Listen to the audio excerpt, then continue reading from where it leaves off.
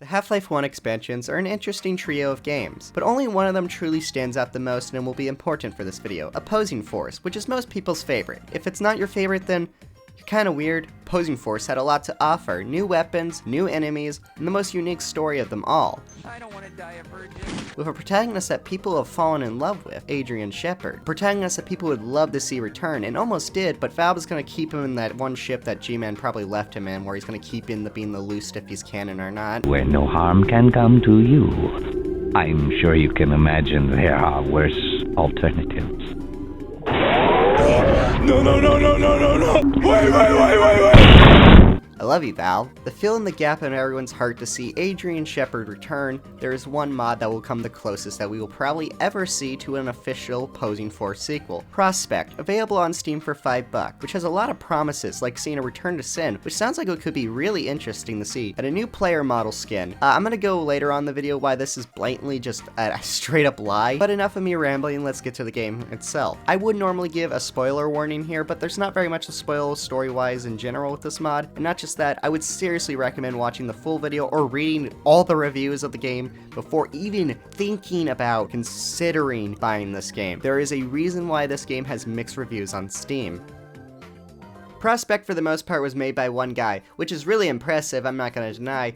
The project was made as a job application for Valve, which didn't get him a job, but he got a Steam release instead. Even though I may have a lot of criticism thoughts about this mod, I want to acknowledge that I do not have any malice towards this person. Cat, can you get away from my microphone? But I don't have any malice, and I don't believe there was any malicious intent on, a certain, fan game developer. I want to make that clear before we go in, because I will not be the most positive at points. Opening up the game, we're greeted to this stupidly long segment where Vortigons simply tell us that Gordon is not our enemy, and that we have to help them and aid them in the fight of Nova Prospekt. This is a stupidly long segment, goes on for way too long, you cannot interact for it, and it's a bad start for the game. After all that, there's some very obvious color correction. It looks fine, and honestly, I think the lighting itself looks pretty alright for the most part of the game, but at points, I do think it looks fairly ugly with the color correction, mainly when they use this yellowish green color scheme. I get it, it's Opposing Force, and that's like one of the main colors for it, but it just does not look good in a lot of places. But when they use blue, reds, and yellows all together, it looks really good. I'm not even gonna try to deny. In my opinion, I find it subjectively really pretty looking. Like this one segment in particular I really like. And on the topic of lighting, the mod is too dark. A huge problem I have with this mod is the fact that buttons are just blatantly inconsistent as all hell. See, in Half-Life 2, buttons are meant to be green to show you that you can touch them. When you press them, they turn red to show you that they are activated. This mod just says fuck all. After a while, we eventually get our first weapon, the crowbar. Oh, that's like a sin. Oh my god, that's like making a fan-made Half-Life 3 and then giving Gordon a wrench as their first weapon. Oh wait, this did happen. Giving him a wrench. That's Adrian Shepard's weapon. Also, we're just giving her suit now. Don't worry about it. Speaking of the suit, remember when I brought up saying they blatantly lied about a new player model skin? I mean, they're not fully wrong. They definitely did alter the HEV suit. Honestly, this really triggers me and pisses me off. If they simply didn't want to make a new asset for view models, I feel like they could have easily just ripped the Counter-Strike Source hands. I feel like it would have been an easy replacement for those. And of course, just simply model swapping the wrench would have just done fine. Sure, it would not work exactly how it worked in Opposing Force, but I still bet everyone would have been okay with it. And on the topic of new content, there's not a single new gun in this game, period. Which sucks because Opposing Force was really unique from the other expansions because of its whole fucking artillery of new weapons. There's also these things that pop up that are Adrian's flashbacks from boot camp. I think these are cool additions, but it's really the only reason they exist is so they could tell a story without scripted NPCs, which I understand. Scripted NPCs are fucking terrible to work with in the Source engine, but definitely does suck for the fact that this is, well, a $5 product. These are voice acted fairly well and fine. I like the fact that they're all based off the Adrian Shepard diary from the Opposing Force guide. I think that's a cute reference, and I think some of these are fine, but they also don't really add very much to any context of lore, besides making crude gay jokes. You seen that weird G-Man walking around lately? He kept staring at Sheps too. Maybe he wants some of Shepard's sweet ass. Had to go for the gay joke. By the way, I'm not saying these jokes are offensive, they're not in the slightest, they're just fucking stupid. Though, I don't really believe these add very much in general. Besides just kind of quoting off the Adrian diary and, like I said, making crude gay jokes, I really don't see very much substance these things have. I feel like these could have been cool, and if they'd done it well, I feel like these could have added a lot of depth. Maybe add some context, maybe add some kind of idea of Adrian having some form of trauma that's thing. Maybe it's showing the fact that he misses his squad, or some bullshit. I just don't feel like this adds too much, especially since it's an excuse for not having, well, other NPCs around you. There's not a single friendly NPC throughout the whole game. It sucks because a good part of Opposing Force also, guess what, was a squad mechanic, which would have been awesome to see return. Combat is a huge issue I have with this mod too. A lot of people would say Half-Life 2's weakest element is its combat itself.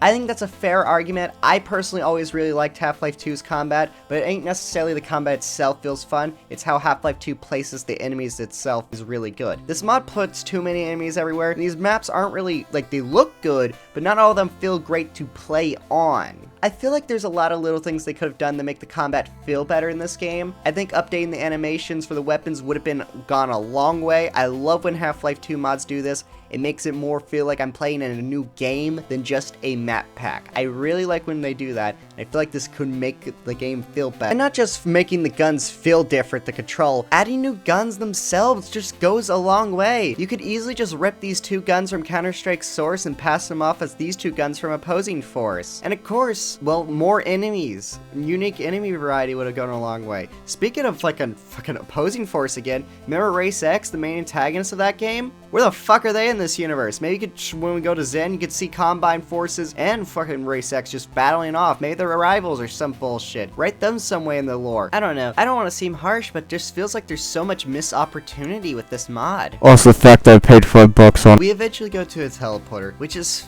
fine for the most part in writing itself in the lore, though some people would have issues because of seeing, well, a teleporter just kind of be slapped in the Half-Life 2 universe. A big plot to Half-Life 2 is the Combine and human race to figure out who can make teleportation first is a huge factor in who will win the war. The Combine always had a hard time figuring out teleportation, so that's a huge part of it. And seeing a teleporter just kind of be slapped in the middle of it, but I think it's fine because it teleports somewhat slow, but also this defense I just made up will become kind of invalid later on. Also, I would say I really wish the imagery of what we got to see from the places we teleport before we get to our destination was more unique. Like, we just see a church, a part of Half-Life 2, battlefield. I feel like specifically going to locations that target Adrian as a character would have been cooler. Maybe seeing the rundown place of Black Mesa where that still stands. Hell, even the boot camp that you see from the fucking beginning of Opposing Force would be dope to see.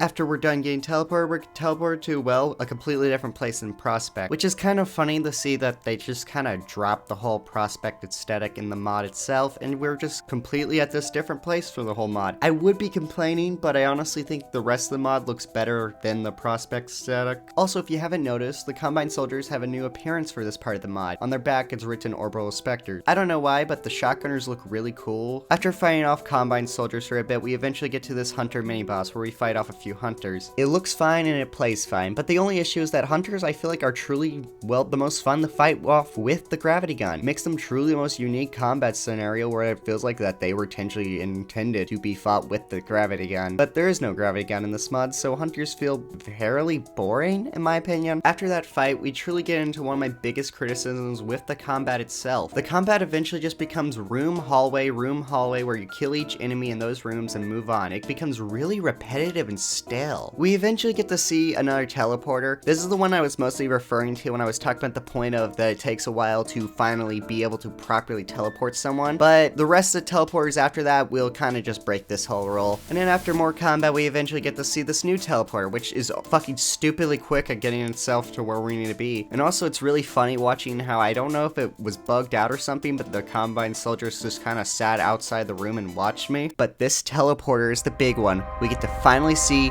this gorgeous depiction and return to Zen.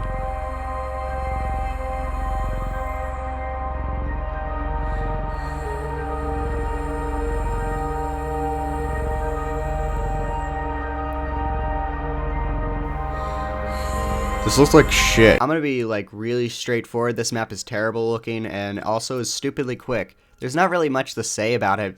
There's low gravity, you fight off a few Combine stations, It's really green, and somehow the gold source engine on the Zen looks more detailed than this. I see a lot of people make a point that we know how Zen can look really beautiful because of how it looks in Black Mesa, which is true for the most part, but I think it's an unfair comparison because, well, Black Mesa had a whole team of people working on it. This had mostly one guy, so I think that's a little bit unfair of a comparison, but also, Zen could definitely look better than this. Also, it's just one map afterwards. We go to a teleporter, and eventually we're back on the station, which is fine in the grand scheme of things, but it feels kind of shitty to market your mod as a return to Zen in the description when it's just one free minute map. Here's again with me throwing shit at the wall about ideas of putting more enemies in the game, like other Zen lifeform, Bold Squid, Hound Eyes, where are they? And not just that, I feel like a cool idea bringing up Race X again, watching these two fight off in Zen. There's a lot that they could have done here, but I don't know if it's through limitations they didn't, or just lack of creativity. Portal is almost instant, but who cares anymore at this rate? We eventually get our weapons taken away, which is a part of like most Half-Life games, where there's a segment where you get your guns removed and you have to like re-earn them. Which is kind of like a way of like, you know, timing it better, making it feel more rewarding, changing up the combat again. But this thing, like after we get out of prison, pretty much we get them all back instantly. So this is kind of just a waste of time. We get more combat, and then we get this segment where I think these things are meant to be sparks from opposing force. Either way, they do look kind of cool. And then we get more combat segments. It's all fine. I'm not really criticizing it. It looks fine. It plays all right, but everything's just fine. We eventually get the reveal that we're actually on a spaceship. We get to look at the Earth. This is the most nitpicky shit in the world, but it bothers me. Earth looks way too healthy to be the Earth from Half-Life 2. I know this is the most meaningless nitpick in the world, but I just felt like I needed to point it out. Another thing that bothers me with this mod is, well, how many fucking elevators? Some of them don't have any like dialogues or Adrian flashbacks, so it feels kind of like I'm just sitting here doing nothing for like 13 seconds and then back to repetitive combat. We finally make it to the end of this mod, where we fight off some Combine, press these buttons to destroy the core, G-Man kills some Vortigons, it does an evil smile, and then the mod ends.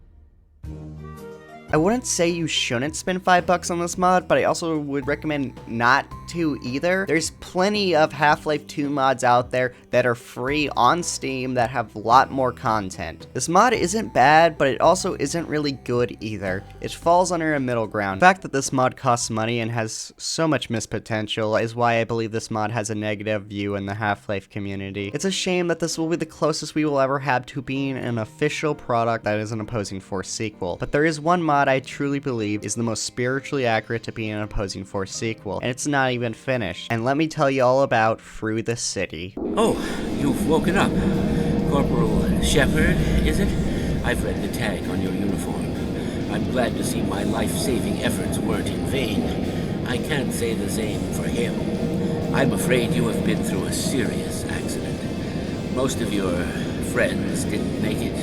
I was hoping that you soldiers had come to rescue us, but now it seems we are all in the same situation.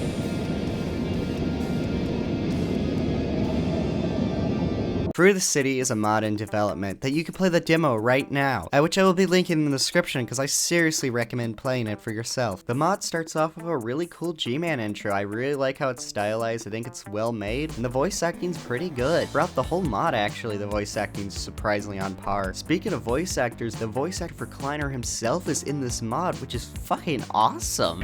Please make sure to let Alex and Gordon know we need them here as quickly as possible. Even Adrian Shepard has his own voice. It ain't like Adrian Shepard's a talking protagonist, but they do have pain grunts.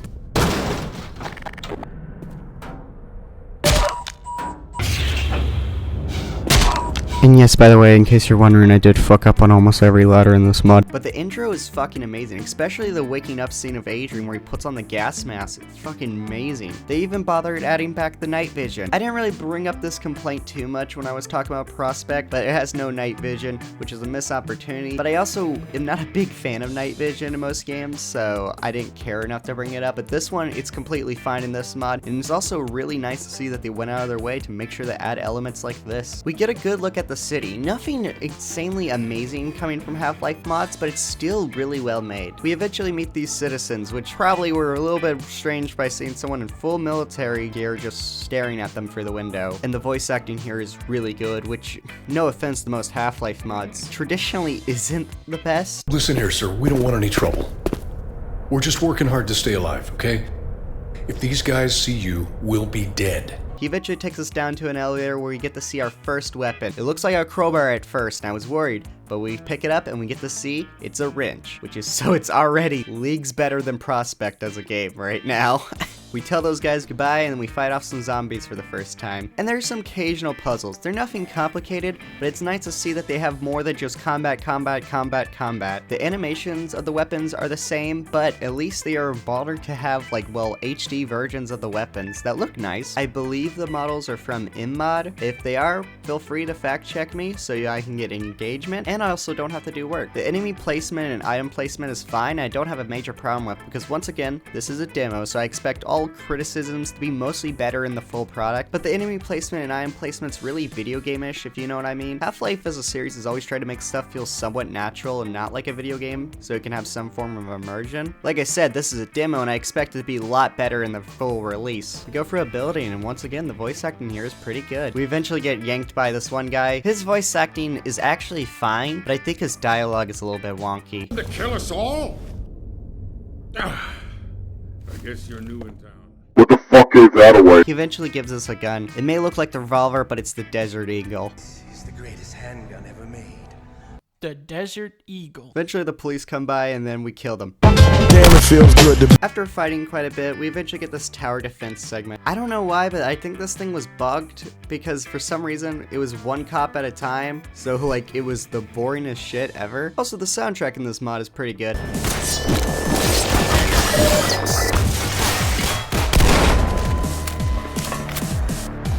The level design very much reminds me of Uplink, where it's fun, but it's also not exactly the proper Half-Life design philosophy, but it works perfect as a demo. Find a radio, which, well, like I mentioned earlier, has the actual Kleiner voice actor voicing Kleiner, which is fucking dope. We have to run away from the Strider and get inside, and the demo ends there.